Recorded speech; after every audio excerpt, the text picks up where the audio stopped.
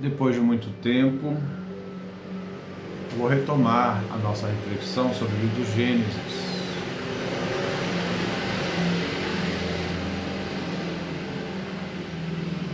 Nosso 34º encontro para o Gênesis capítulo 6, versículo 9, uma reflexão para a nossa catequese, para entender o livro do Gênesis e aprofundar este livro, que é o primeiro livro da Torá. O versículo 9 diz assim: Eis a história de Noé. Noé era um homem justo e íntegro entre seus contemporâneos e andava com Deus. Noé, no seu tempo, afirma-se, foi um homem reto e íntegro e caminhou com Deus, Elohim. O que significa que Noé foi um homem reto e íntegro? Significa que Noé foi um homem mais justo em relação aos homens da sua época, a época em que ele vivia. Não significa que ele era justo, visto que o escritor disse que na face da terra não há nenhum homem justo. O melhor sentido era que Noé era um homem menos corrompido. Mas, depois de caminhar com Deus, começou a entender a situação da humanidade e foi se tornando justo. É um processo, uma caminhada. Porque diz a Escritura que o justo autêntico, verdadeiro, é aquele que se levanta 7 vezes, não aquele que cai 7 vezes. Não se torna um homem justo em relação ao seu tempo. Noé se torna um homem justo em relação ao seu tempo. Não, eu li errado. Noé se torna um homem justo em relação ao seu tempo. Deus está disposto a perdoar sempre, onde se pede perdão. Noé não é como a imagem do homem com auréola. Então devemos ver que Noé era menos corrompido da sua época. Ele andava com Deus. O mesmo se diz de Enoque, caminhava com Deus. Isso significa a imagem, esse caminhar com Deus é uma imagem que significa o filho que caminha de mãos dadas com o Pai. Ele está seguro, porque caminha com Deus. Aquele que caminha sem dar as mãos, se depara com o perigo.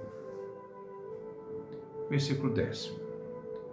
Noé gerou 3 filhos, Sem, Cã e Jafé.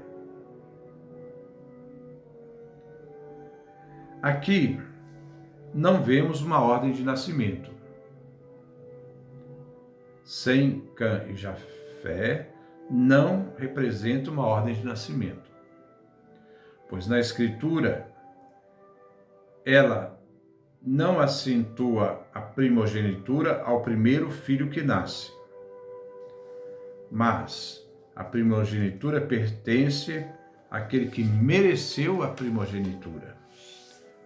Podemos ver no caso de Caim, a primogenitura não pertence a ele, mas a primogenitura de Adão é dada para Sete, não a Caim.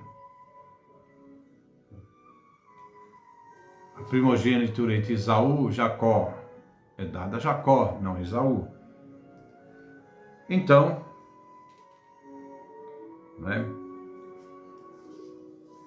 no caso aqui, Sem, filho de Noé, é aquele que mereceu a primogenitura. Esta vinha dada ao filho que merecia, então não ao que nasceu primeiro. O patrimônio da família vinha entregue àquele que possuía a primogenitura merecida. Versículo 11. A terra estava arruinada aos olhos de Deus, cheia de violência. A terra havia chegado ao extremo da maldade e era necessária então uma intervenção. Versículo 12. E Deus viu que a terra estava arruinada, pois toda a carne tinha arruinado seu comportamento sobre a terra. Segundo a concepção hebraica, o peixe não tem carne, a visão dos judeus. Então, não é colocado como alguma coisa arruinada. O peixe estando na água, o peixe é puro, se pensava. Então, eles não são incluídos na destruição em massa. Toda a carne foi corrompida. Tudo que é misturado é sinal de mal, seja no que se refere das plantas. Naquele tempo não se plantava várias sementes no mesmo campo, mas em campo separado, para evitar a mistura, porque a mistura era uma coisa abominável. O mesmo se dá ao ser humano, quando se deve evitar a mistura de sêmen humano.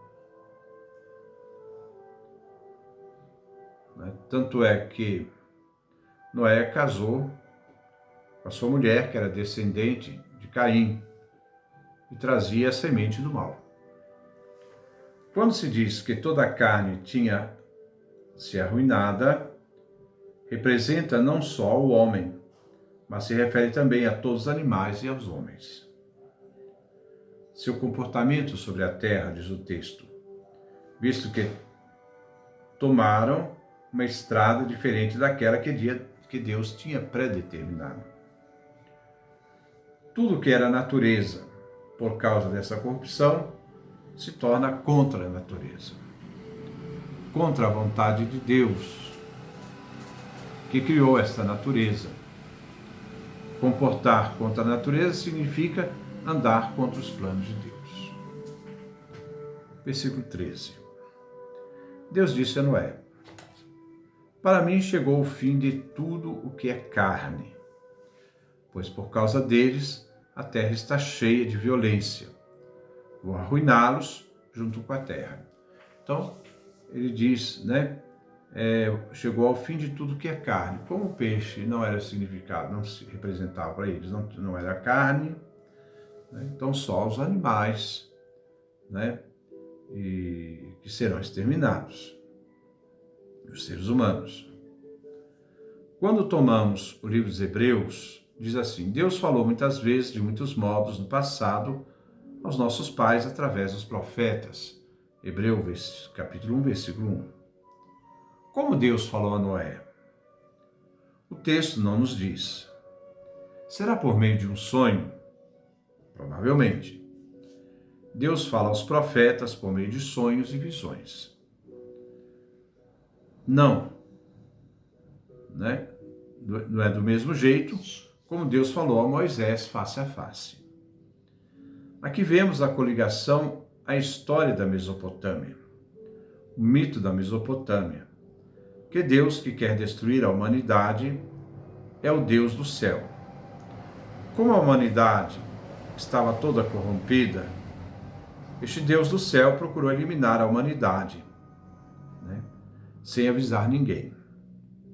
Mas uma outra divindade, aquela que havia feito o homem, se apresenta, fala ao homem da existência de um dilúvio e que ele deveria se salvar. No mito mesopotâmico, vemos duas divindades, uma que irá destruir o homem pelo dilúvio e outra divindade que salva o homem. Mas no relato bíblico, não. Temos uma única divindade, Deus, que é aquele que realiza o dilúvio e aquele que salva Noé e sua família. Versículo 14. Faça uma arca de madeira resinosa, você vai dividi-la em compartimentos e calafetar com piche por dentro e por fora. A palavra arca significa um baú. Não é como nós pensamos de arca, navio, não. É um baú, um sarcófago. Tudo que deve conter alguma coisa. Não se trata de uma barca, não tem timão, não tem remos, mas de algo que se possa colocar dentro. A arca é um instrumento para conter uma família e os animais. A mesma coisa fez a mãe, de Moisés, que colocou o recém-nascido num cesto com piche e betume para lançar Moisés com segurança no rio Nilo. O objetivo era de revestir, para salvar. Então, quem está dentro disto, da arca, estará salvo do juízo divino. Quem está fora será eliminado.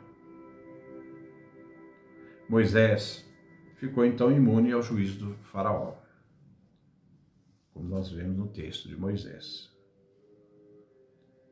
Versículo 15.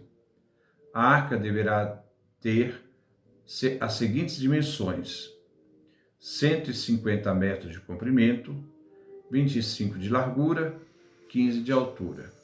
Isso é um texto sacerdotal. Aqui se fala de cúbito. Nós estamos falando aqui de metro na tradução, mas é cúbito. Seria 150 cúbitos. O cúbito é uma medida antiga. Pode variar de 45 centímetros a 60 centímetros. O que era o cúbito? Qual que era a medida do cúbito antigo? É referida à medida do cotovelo até a ponta do dedo médio. O cúbito era isso, a medida daqui e vai até o dedo médio. Isso aqui era o cúbito, um cúbito. Por isso, variava de 45 a 60 centímetros. Versículo 16. No alto da arca faça um arremate e uma clarabóia de meio metro. É cúbito, Faça a entrada da arca pelo lado e faça a arca com 3 andares. A arca vem dividida em 3 planos. A janela é importante porque é o acesso para o céu, o acesso para olhar para o céu, feita no alto, mas também foi usada para lançar as aves. Eu mesmo vou mandar o dilúvio sobre a terra para arruinar, embaixo do céu, toda a carne em que há o sopro de vida. Tudo que há na terra vai perecer. A palavra dilúvio, vamos prestar atenção, significa cataclisma. Significa que esse tipo de catástrofe aqui é uma catástrofe que vem caracterizada pela água, mas é uma catástrofe. Existem outros cataclismas, mas este aqui é de água. Este dilúvio, esse cataclisma, não é só formado pela atmosfera. Não foi que Deus colocou, a atmosfera, o vapor das águas e depois caiu a chuva. Não, não é nesse sentido, não. Nós temos que ver outro sentido. É uma coisa muito maior o dilúvio, o cataclisma. Na cosmologia hebraica, o céu, como havíamos visto, era como uma cúpula. Nessa cúpula tinha um reservatório. Quando se abriam, fazia entrar a água do universo. Então a água de todo o universo está ali, contido, naquela cúpula. Esta água do universo cai sobre a Terra. Então não é a água de evaporação, é a água de todo o universo que cai sobre a Terra. Então, não é um fenômeno atmosférico. Mas também existe a água debaixo da terra, do abismo, né? Deus separou as águas do céu das águas, né, sobre a terra e das águas sobre a terra. As águas acima vêm do universo, as águas de baixo vêm do abismo. E o encontro entre as águas do céu e as águas do abismo que provoca então esse caos total que se chama dilúvio, essa catástrofe da água do céu, da água sobre a terra. Dilúvio não é uma chuva, mas um cataclisma dado por Deus, como se o universo caísse sobre a terra. Versículo 18. Mas com você vou estabelecer minha aliança. Você deve entrar na arca com sua mulher e seus filhos e com as mulheres de seus filhos. Noé, sua família, os filhos já estão casados. Quem é essa mulher de Noé? Não se sabe. Pela tradição hebraica é Nahamá, que é mencionada na genealogia de Caim. Ela é portadora de uma descendência negativa, a genealogia de Caim, que vai reintroduzir o ser humano e continuar, né, o mal perverso depois do dilúvio. A realidade perversa depois do dilúvio. Versículo 19. De tudo que vive, de tudo que é carne, você deve fazer entrar na arca um par de cada um, isto é, um macho e uma fêmea, para que conserve a vida com você. Não só vêm colocados na arca animais que formam um casal, um macho e uma fêmea, mas vamos ver mais adiante, mas também animais com 7 pares. Os animais que entram na arca, que formam um casal, são os animais considerados impuros, mas os casais que entram de 7 pares são os animais puros. Vamos ver no capítulo 7, versículo 2 ainda. Versículo 20. De cada espécie de aves, de cada espécie de animais domésticos, de cada espécie de bichinhos do solo, entrará com você um casal para que se conservem vivos. E versículo 21. Quanto a você, ajunte e armazene todo tipo de gêneros alimentício. É o que servirá de alimento para você e para eles. Alimentos que se podem comer. Não se deve ter provisão, não se deve ter provisão para Noé e sua família, mas também para os animais. Versículo 22. Noé fez tudo exatamente como Deus havia mandado. Existe um motivo. Deus criou os animais segundo suas espécies, cada ave segundo suas espécies. Deve tomar os animais que haviam sido nomeados na criação. Deus está preparando uma segunda criação. Por isso, aqui vem expresso nos mesmos termos do início do Gênesis. O mundo nasceu através da emersão da água. O mundo vem destruído pela imersão na água e renasce por meio de uma nova reemersão da água. Existe uma alternância entre ser imergido e reemergido da água, renascendo assim a nova criação. A água é fonte de vida, mas também é fonte de morte e destruição. Noé, que era extremamente obediente, então foi considerado aqui justo aos olhos de Deus. Este é o texto que nós refletimos. Depois vamos continuar agora o capítulo 7. Espero não parar mais. Que Deus nos dê a sua graça, a sua bênção, a sua face resplandeça sobre nós.